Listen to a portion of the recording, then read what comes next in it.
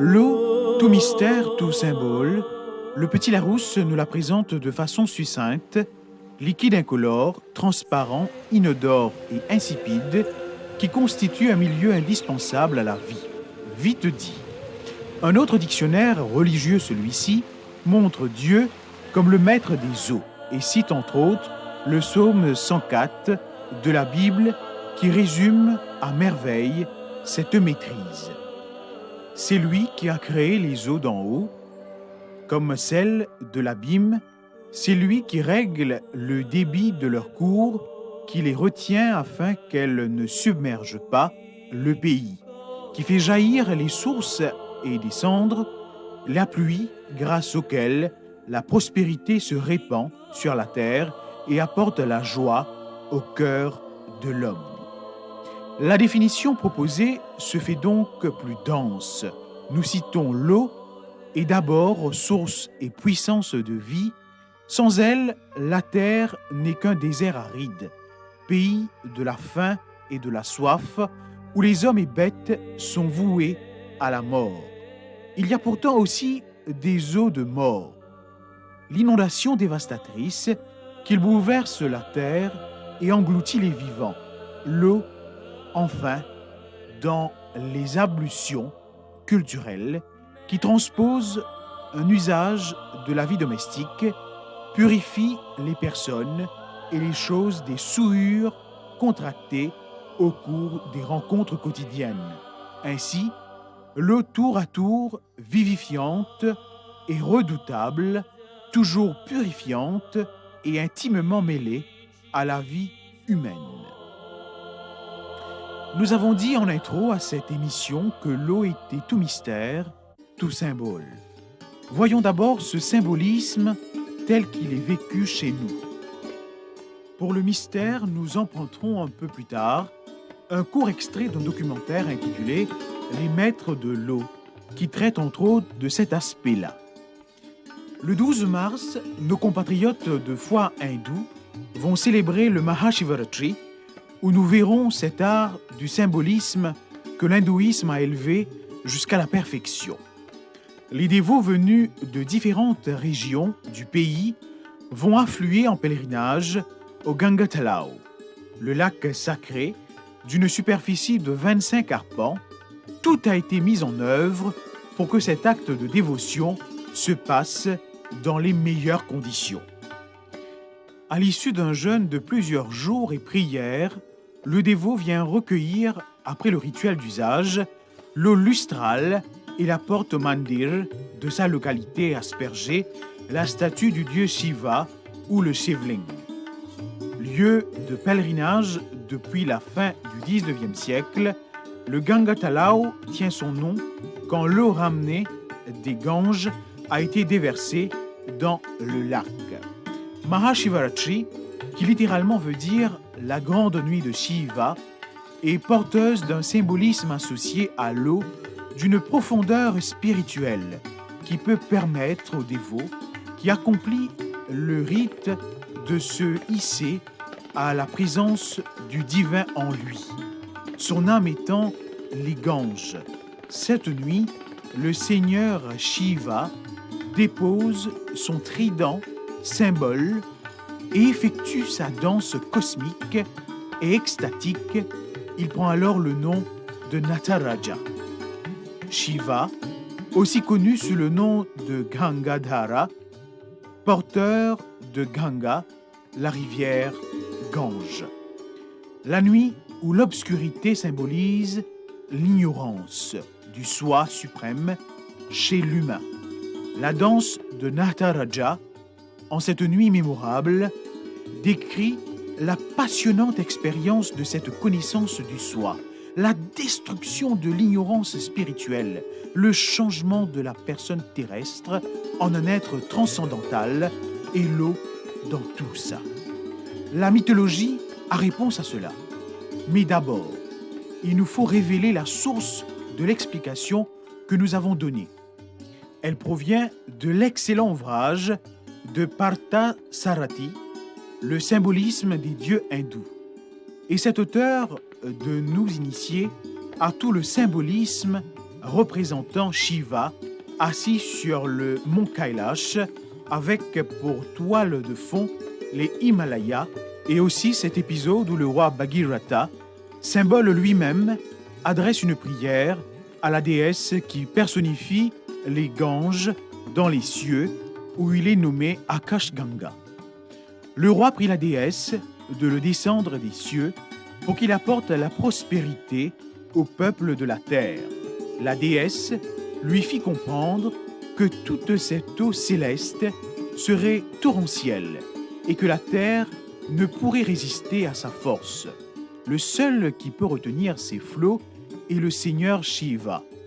Le roi se met à faire pénitence, priant et suppliant Shiva de retenir le déluge qui va venir des cieux.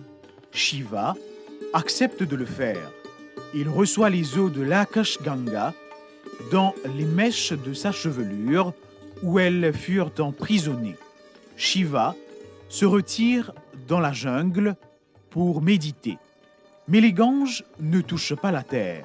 Le roi implore à nouveau pour que les eaux retenues par les mèches soient libérées pour le bien-être des peuples du monde. Shiva exauça cette prière. Et on dit aujourd'hui que la rivière que nous connaissons vient des mèches de Shiva.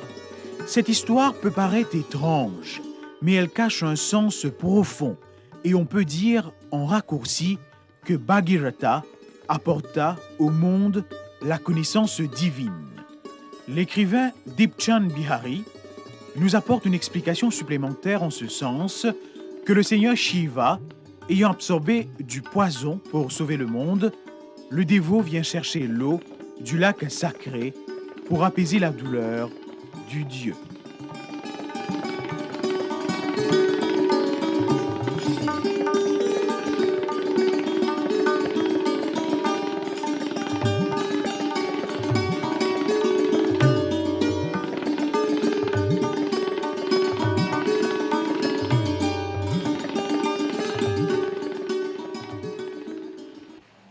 Le symbolisme de l'eau dans le christianisme. Nous utilisons comme support au commentaire qui suit des images de quelques hauts lieux de la Bible. Lors de notre entretien avec le père Petit-Jean, il nous a remis certains documents y relatifs, desquels nous puisons les notes suivantes. On pourrait s'étonner que l'Église fasse si grand cas de l'eau dans sa liturgie. Si l'Écriture sainte n'y faisait elle-même allusion en de nombreux passages, que lit-on dans le début de la Bible? Genèse 1 à 2, l'Esprit de Dieu planait sur les eaux. Et c'est lui qui les a fécondés, les faisant grouiller de poissons, après les avoir séparés de l'élément sec. Elle lave et purifie. Le déluge purifie la terre de la méchanceté de l'homme. Genèse chapitre 6, versets 11 à 22. Notre interlocuteur a également attiré notre attention sur deux autres textes. Celui du prophète Ézéchiel, prêtre de Jérusalem à Babylone, 570 ans avant Jésus-Christ, et celui de l'Apocalypse de Saint Jean, 90 ans après Jésus-Christ. Dans le texte d'Ézéchiel, l'eau jaillissait du dessous de l'entrée vers l'est du temple et se mua en torrent qui se dirigea vers l'est du pays sur chaque rive. De nombreux arbres et le torrent descendit la vallée du Jourdain et déboucha dans la mer morte dont il vivifie les eaux saumâtres, apportant avec lui la vie. Aujourd'hui, la mosquée d'Omar occupe le lieu du temple juif dans la vallée de Cédron, à 30 km de la mer Morte. Le texte de l'Apocalypse fait état du fleuve de l'eau de la vie, brillant comme du cristal. De chaque côté se trouve l'arbre de vie. Allusion dans les notes est faite à la margelle du puits de Jacob, où le Christ révèle à la femme de Samarie, aujourd'hui Naplouse, et lui annonce l'eau qui jaillira jusqu'à la vie éternelle, et celui qui boira cette eau n'aura jamais soif. Le puits est de 30 mètres de profondeur. Il remonte au XVIe siècle avant Jésus-Christ et il est toujours là, la parole aussi. Le symbolisme de l'eau trouve sa pleine signification dans le baptême chrétien. Nous citons à l'origine, l'eau fut employée dans le baptême pour sa valeur purificatrice. Jean-Baptiste dans l'eau pour la rémission des péchés, utilisant à cette fin l'eau du Jourdain. Le baptême effectue cependant la purification non du corps, mais aussi de l'âme, de la conscience. Il est un bain qui lave ses péchés en appliquant la vertu rédemptrice du sang du Christ. À ce symbolisme fondamental, l'apôtre Paul en ajoute un autre. Immersion et émersion du néophyte symbolisant son ensevelissement avec le Christ et sa résurrection spirituelle. L'islam. Le mot « eau » est cité 63 fois dans le Coran. La création de l'eau par Dieu, sourate 79, versets 27 à 32, le cycle de l'eau, sourate 15, verset 22, Dieu créa d'eau tout ce qui bouge sur terre, sourate 24, verset 45, l'eau purificatrice, sourate 8, verset 11. Dieu lui-même se sert du terme eau pour symboliser la pureté et l'innocence pour combattre l'orgueil. Il nous donne des exemples. L'eau est humble. Elle vient du ciel sur la terre, cette terre que foulent l'homme et la bête. La leçon de l'eau et de la terre prend ici valeur de symbole d'humilité. L'islam accorde une importance primordiale aux ablutions. Selon l'enseignement du saint prophète, tout un rituel du corps à faire pour les mener à bien. Un des temps forts du pèlerinage à la Mecque, c'est d'aller boire l'eau du Zamzam. Selon la tradition, Dieu avait demandé à Abraham d'abandonner son fils Ismaël et sa femme Hagar dans un vaste désert. Sa femme était consentante, ayant foi dans la miséricorde de Dieu. Abraham les laissa de quoi boire et manger. L'eau et les grains sont vite épuisés. Hagar va faire le va-et-vient entre deux collines, Safa et Marwa, pour trouver de l'eau et peut-être rencontrer des voyageurs qui passeraient par là. L'enfant resté seul, crie, pleure et tape du pied le sol.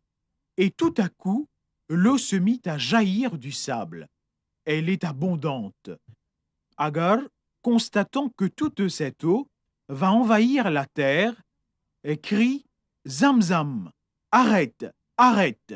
Cette eau miraculeuse est toujours là et elle a un rôle primordial dans les pèlerinages à la Mecque.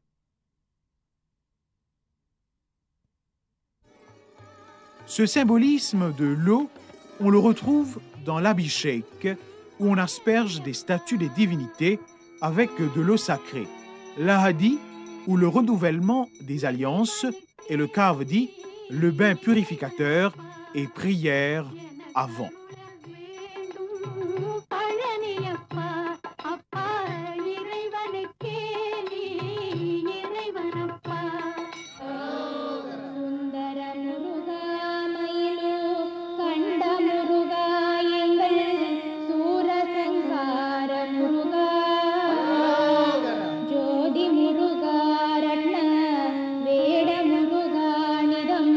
தேவர்கள் துடிக்கும் முருகா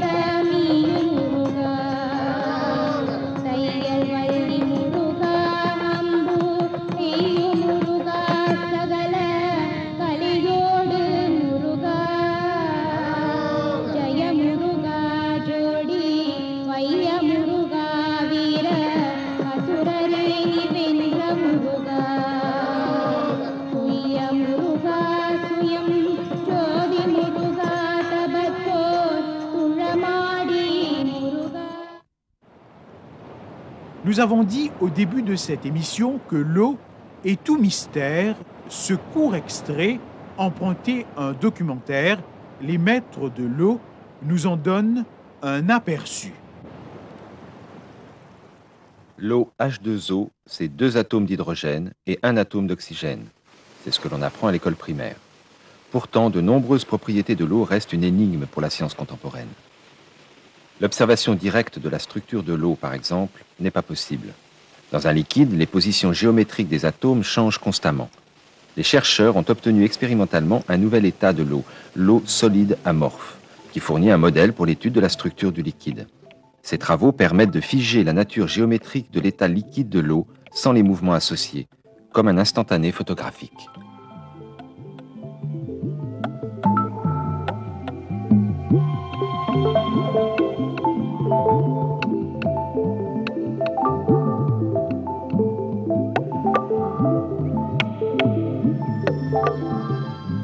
L'eau semble simple, mais c'est en fait un sujet de recherche complexe. L'étude de phénomènes usuels comme le tourbillon de l'eau coulant du robinet, par exemple, demande de manipuler des concepts de physique difficiles et exige des calculs très élaborés.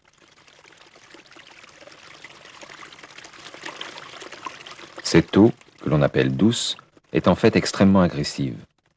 Elle a joué un rôle important dans le façonnage de la Terre. En contact avec des terres émergées, l'eau, et dans une moindre mesure le vent et les mouvements intrinsèques du sol, impriment une marque, rapide ou lente selon le cas, sur les paysages.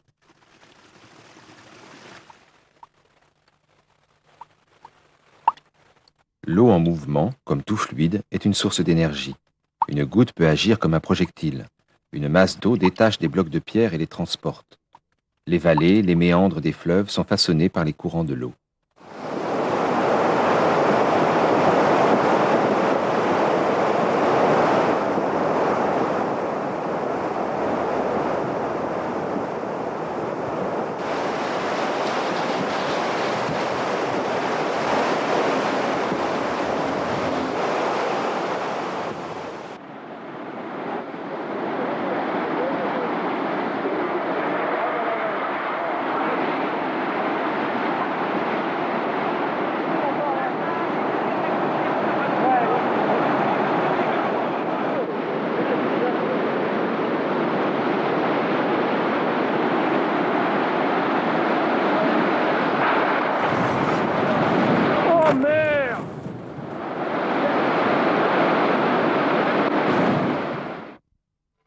On prie Dieu pour nous donner la pluie, chez nous, en Inde, un peu partout dans le monde. Ici, c'est en Andalousie.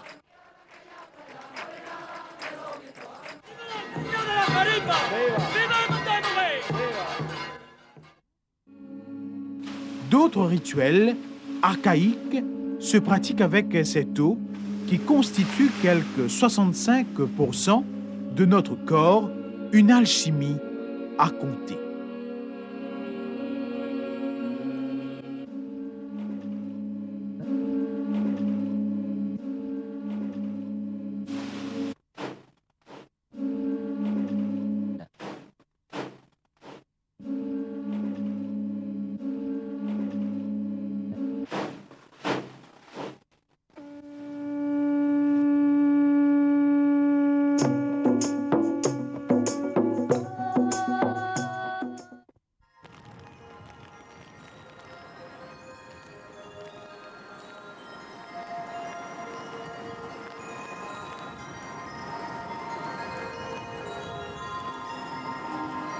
Les symboles ne dévoilent pas tout, reste la part de Dieu en 4 mots-clés: survie, pureté, innocence et humilité.